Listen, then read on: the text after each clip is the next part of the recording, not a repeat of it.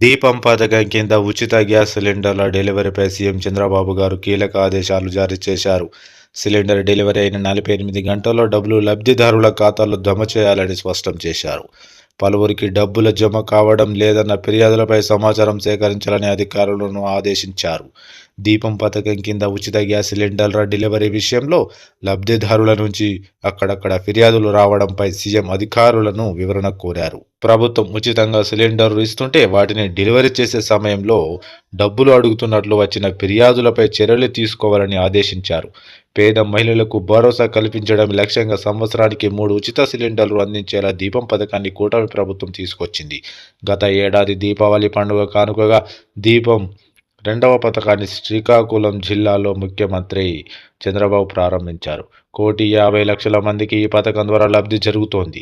Active gas connection, తెల్ల ration card, Aadhaar card ఉన్న ప్రతి ఒక్కరూ 3 ఉచిత సిలిండర్ల పథకానికి అర్హులు.